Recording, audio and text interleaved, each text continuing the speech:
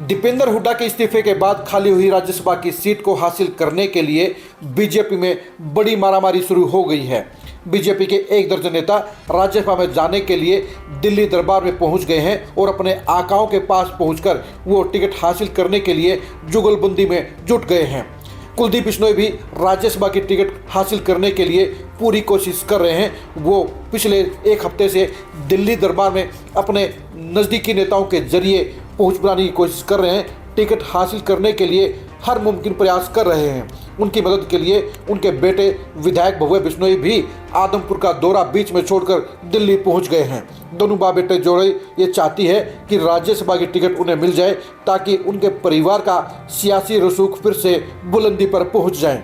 कुलदीप बिश्नोई लोकसभा की टिकट कटने के बाद बेहद निराश थे और उनको लग रहा था कि बीजेपी ने उनके साथ नाइंसाफ़ी करने का काम किया है, क्योंकि राजस्थान के विधानसभा चुनाव में कुलदीप बिश्नोई ने कांग्रेस की शिकस्त के लिए बीजेपी के पक्ष में जोरदार मेहनत करते हुए बिश्नोई बहुल सीटों पर बीजेपी की जीत के लिए पसीना बहाने का काम किया था। उसके बाद उन्हें इस बात का एहसास था, उन्हें इस बात की उम्मीद थी कि बीजेपी हाईकमान इस मेहनत के बदले में उन्हें लोकसभा की टिकट देने का काम करेगा। हिसार लोकसभा सीट पर कुलदीप बिश्नोई की दावेदारी भी बेहद मजबूत थी, लेकिन बीजेपी के बड़े नेताओं खासतौर पर मनोहर लाल खट्टर के कारण कुलदीप बिश्नोई को टिकट नहीं मिली और उन्हें मायूसी में रहना पड़ा। अब कुलदीप बिश्नोई राज्यसभा की टिकट को अपने लिए एक बम्पर चांस मिल रहे हैं, अपने लिए एक आखिरी उम्मीद के तौर पर ले रहे हैं और इसलिए वो राज्यसभा की टिकट हासिल करने के लिए आखिरी लड़ाई लड़ रहे हैं। कुलदीप बिश्नोई बखूबी जानते हैं कि बेटे भव्य बिश्नोई के विधायक बनने के बाद बेशक उनके परिवार की तीसरी पीढ़ी का सियासी कैरियर बड़े धमाके के साथ शुरू हो गया है, लेकिन कुलदीप बिश्नोई की खुद की महत्वाकांक्षाएं, खुद की सियासत अभी ख़त्म करने के मूड में नहीं है। वो चाहते हैं कि अभी वो बुलंदी के साथ हरियाणा की सियासत में अपना बड़ा मुकाम कायम रखें और इसके लिए वो राज्यसभा में जाना चाहते हैं। कुलदीप बिश्नोई के साथ में बीजेपी के कुछ बड़े नेता भी हैं, लेकिन ये अभी तक तय नहीं है कि कुलदीप बिश्नोई अपनी इस राज्यसभा की टिकट की मुहिम को सफलता का अंजाम दे पाएंगे या नहीं दे पाएंगे, क्योंकि बीजेपी में राज्यसभा की टिकट को लेकर एक दर्जन बड़े नेताओं की कतार लगी हुई है। ये नेता चाहते हैं कि वो 2 साल की इस राज्यसभा के जरिए अपने सियासी मुकाम को बड़ी ऊंचाई पर पहुंचाने का काम करें। अभी तक ये तय नहीं है कि बीजेपी क्या इस राज्यसभा की टिकट के लिए किसी एससी नेता को भेजेगी या किसी बीसी नेता को भेजेगी या किसी पंजाबी नेता को भेजेगी या किसी ब्राह्मण नेता को वो राज्यसभा का टिकट देने का काम करेंगी।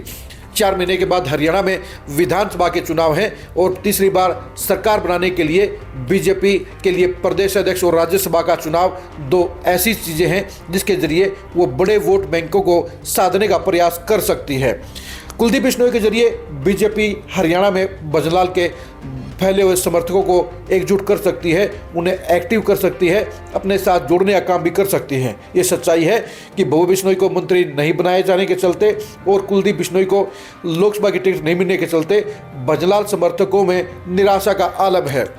हरियाणा की सभी 90 के 90 विधानसभा क्षेत्रों में अभी भी भजनलाल के शुभचिंतक वोटर बचे हुए हैं, इसके साथ साथ उनके वर्कर और नेता भी बचे हुए हैं, लेकिन फिलहाल वो निराशा के दौर में चल रहे हैं और बीजेपी में अपने आप को अनदेखा भी महसूस कर रहे हैं। अगर बीजेपी कुलदीप बिश्नोई को राज्यसभा की टिकट दे देती है तो ऐसे में 90 के 90 हलकों में कुलदीप बिश्नोई अपने परिवार के समर्थकों को लामबंद करके एकजुट करके बीजेपी के लिए वही माहौल बना सकते हैं जो माहौल उन्होंने राजस्थान में बनाने का काम किया था। बेशक बीजेपी के हिसार से प्रत्याशी रणजीत सिंह ने भव्य बिश्नोई और कुलदीप बिश्नोई दोनों पर ही चुनाव में सहयोग नहीं करने के आरोप लगाए हैं, लेकिन कुलदीप बिश्नोई इन आरोपों को नकारते हैं और उनका कहना है कि उन्होंने अपनी तरफ से पूरी कोशिश वोट डलवाने के लिए की थी, लेकिन चुनावी माहौल में हुए नेगेटिव असर के चलते उनकी कोशिशें कामयाब नहीं हुई। लेकिन कुलदीप बिश्नोई इन नाराजगियों के इग्नोर करते हुए वो राज्यसभा की टिकट हासिल करने के लिए हर मुमकिन कोशिश कर रहे हैं। कुलदीप बिश्नोई के लिए राज्यसभा की टिकट मिलना एक उनके सियासी करियर के लिए एक नया माइलस्टोन बन सकता है, क्योंकि कुलदीप बिश्नोई अपनी सियासत को 3 साल पहले तक हरियाणा के भावी मुख्यमंत्री के तौर पर चला रहे थे, लेकिन बीजेपी में आने के बाद उनका सियासी ग्राफ डाउन गया है, क्योंकि बीजेपी ने हरियाणा में उनको वो अहमियत नहीं दी जो वो उम्मीद कर रहे थे। राजस्थान में सह प्रभारी बनाकर बीजेपी ने कुलदीप का भरपूर सियासी इस्तेमाल करने का काम किया। उनके जरिए बिश्नोई वोटरों पर बड़ी हिस्सेदारी हासिल करने में सफलता भी हासिल की, लेकिन उसके बाद कुलदीप बिश्नोई को इग्नोर कर दिया गया है। हिसार लोकसभा सीट पर उनकी उम्मीदवारी को खारिज करके रणजीत सिंह को टिकट दे दिया गया।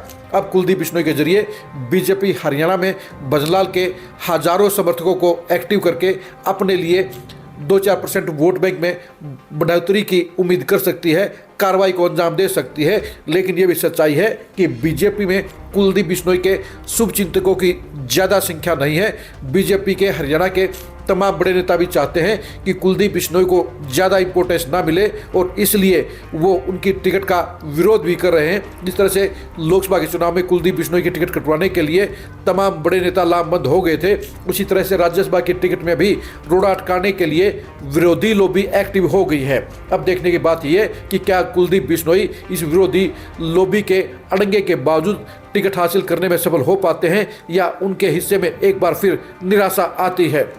राज्यसभा चुनाव में बीजेपी के उम्मीदवारों की संख्या को जानने के लिए आप खरी खरी न्यूज़ के साथ बने रहिए। राज्यसभा के टिकट को लेकर और राज्यसभा के चुनाव में बीजेपी की जीत के आकलन को जानने के लिए भी आप खरी खरी न्यूज़ के साथ बने रहिए। भव्य बिश्नोई और कुलदीप बिश्नोई के सियासी भविष्य को जानने के लिए भी आप खरी खरी न्यूज़ के साथ बने रहिए। आप हमारे फेसबुक पेज को फॉलो कीजिए, आप हमारे यूट्यूब चैनल को सब्सक्राइब कीजिए। नमस्कार।